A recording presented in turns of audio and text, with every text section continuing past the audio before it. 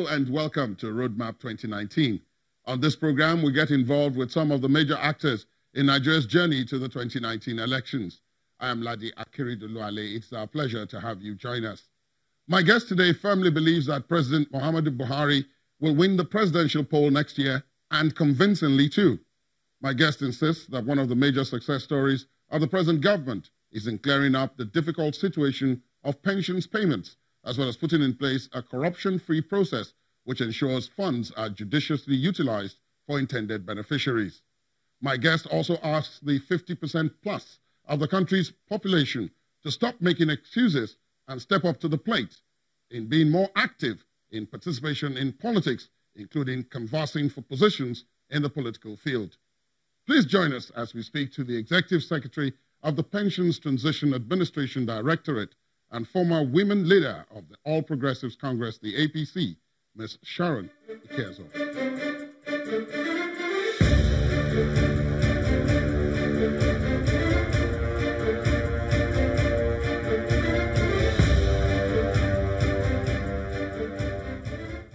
Mr. Ikeazor, thank you so much for joining us on Roadmap 2019. It's a pleasure to have you here. My absolute pleasure as well. Now, I must start here. I know it may sound like a cliche, but I must start here. There are very few women in Nigerian politics. You're one of the few, if I may say so, prominent female politicians today. You joined politics, as I understand, from the research you did, in 2011. Yes. The then CPC. Yes. You became the woman leader, and then when there was the merger, you became the woman leader of the APC. Yes. What was that experience like? I would say it's the greatest experience of my life. What I learned in politics, no university would have taught me that. It taught me human relations, how to speak with people, how to deal with people. And it also opened my eyes to the many problems of Nigeria.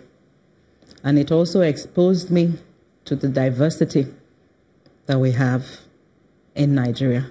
And it also drew me closer to my people, to Nigerians, and made me more nationalistic. There are many people who say that women encounter many obstacles when they go into politics. First, it's male-dominated. So they say. Maybe your experience is different. I mean, in the classroom, would you say the classroom is male-dominated?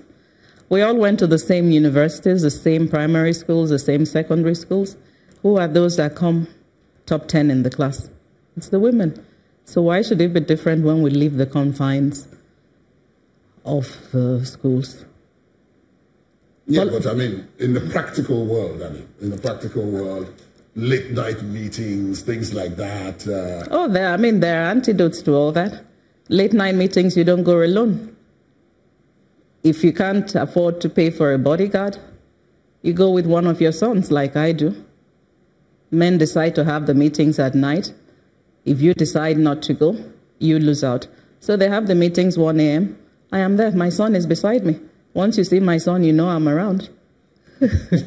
And that's why I also advise that much older women should go into politics, because it makes it a lot easier for them. The younger ones find it difficult because we don't have a good mentoring system in Nigeria. The men have perfected the art of mentoring, or the Nigerian women are just catching on with the mentoring. So as an older woman, the late night meetings you can go because you don't have younger children at home, and you have your older sons as well to protect you and be with you when you go out for those late night meetings. And you also talked about politics being dangerous. Oh yes, that is coming. That's my next question. For both male and female, you must have courage. But more for women? More for women, yes. You know, in everything that women do to excel in the corporate world, to excel in politics, women have to work 10 times harder than the men.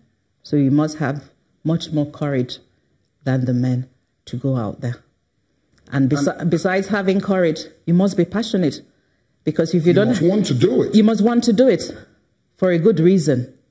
I mean, not just for your selfish reasons, but because you want to do it for your people. that you're passionate about the plight of your people, you want to see some redress to a social injustice. If you don't have the passion in politics, you can't excel in it, or you won't even have the staying power. You'll have one bad experience, and that will throw you off, and you probably run away from politics. So you find there's a passion and the drive you have to do it that sustains you. You know, it's turbulent, it's rough, but you just have to weather the storm. And you must have to have the courage to soldier on. I mean, when I joined in 2011, everyone thought I was crazy. Here I am. 8 years later, or 7 years later. A woman from the southern part of the country, a lawyer who could remain in the corporate world, join in politics, and she joins politics. Then CPC was seen as a regional party. Yes, actually as a northern party. Yes, as a northern party, but I rather use the word regional. As a northern party. And there I was, comfortable in their midst. This brings me back to NYSC. NYSC helps a lot in introducing us to the different regions. So we will not have all the suspicions we have of each other, that we should be able to be comfortable in each other's domain. There are those who say that sometimes the experience is that women are their own worst enemies. You would naturally expect in any situation, because democracy is supposed to be a game of numbers. Yes. And if women are at least half the population, we can assume that they're at least half the voting population. Yes. So if a woman comes out, she can already more or less take it for granted that at least half, especially given the fact that not many women come out anyway, yes, at least half of the population should be on their side. So they'll be walking on the other half. Yeah.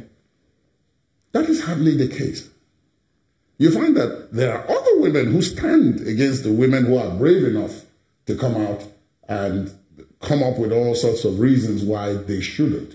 And sometimes they actually encourage men to take them on. I don't know if you've experienced this at all. It occurs, but I think women themselves and the men are realizing that you cannot hold down 51% of your population. It's not 50-50. Women are 51% and men are 49%. For development, you can't hold down half of your population. Just like I said earlier, we all went to the same schools. Who were at the top in the class? It was the women. So why won't you give them a chance in governance or administration or politics as well? Women being their worst enemies, it's a cliche that we've heard several times, and it's all in the past. As the national woman leader of the APC and the former CPC, we came together with UN Women. Then we had 28 registered political parties. So the 28 national women leaders of political parties registered in Nigeria now formed a group known as the Women in Politics Forum. Okay. And what do we do in that group? We share ideas, we support each other. Then we mentor the younger women coming up in politics. As the APC National Woman Leader as well, I established the APC Young Women's Forum for young girls between the age of 18 and 35. You see them following political parties around, but there's really no space for them in the executive of the party or even for them to run for political office. So from grooming these young women, we're now raising a generation of young women who can join politics on a better footing, who have been taught the tutelage through politics by older women who have either been in the executive of the parties or run for National Assembly or elective offices to do that. And also saying women are their own worst enemies. I wouldn't vote for you simply because you're a woman. I would vote for you based on your capacity. You don't judge someone by their gender. You judge someone by their capacity to do the job. So that is the reason we know women are very, how would I put it? Women are more critical of issues. They look at issues objectively. So that's what they would look at. And a lot of women make that mistake to come out to say, oh, vote for me simply because I am a woman. I wouldn't vote for you. What can you do for your people? What is your agenda for your people? The men and the women. Men and the women, more especially the women. Who already start off being disadvantaged anyway, in many respects. Yeah, in some respects. I'm of the opinion, if there is no chair for you on the table, bring your own chair and sit down. How many women will go into a political party and sit down and read the constitution of that political party to understand what their roles are, what their powers are? To understand when the men are doing something wrong in that party, when they're breaking rules. To call up, they don't. Then women also come into politics without understanding the dynamics within their political party and in their zones as well before coming to run. You don't base politics on sentiments. Politics, you have to be strategic. You have to plan. You have to understand the dynamics and understand why you can win and why you will lose. Look at your strengths and your weaknesses. But if you come on the basis of your weakness and think, oh, people will pity you because you're a woman, no. And this brings me to the issue of women getting free forms. No. Yeah, I was going to ask you about that. You value what you pay for. Why should a man pay for a form and a woman gets the form for free? Well, the official reason is to encourage more women to come out, including those who perhaps... That would not encourage the women that have the capacity to come out. You really think so? I know so. If you're ready to run for politics, you should be able to foot your own bill. Some women have come out to run for politics. You won't see one billboard. You won't see posters. Politics is a serious business. You just don't come out just to get relevance or to be seen to be doing something. No, you plan it before you go.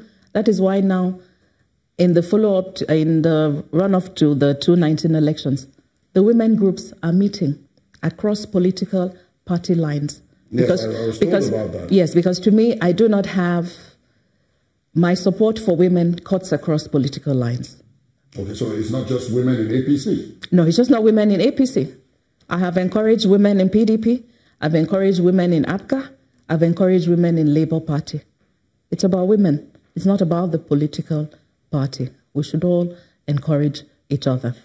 And I think now everyone is joining in encouraging each other. So we'll definitely have much more women participation in politics. Like, for instance, when I ran for Senate in Anambra Central, of which I got the ticket for my party, APC, yes, a lot of women across political party lines supported me.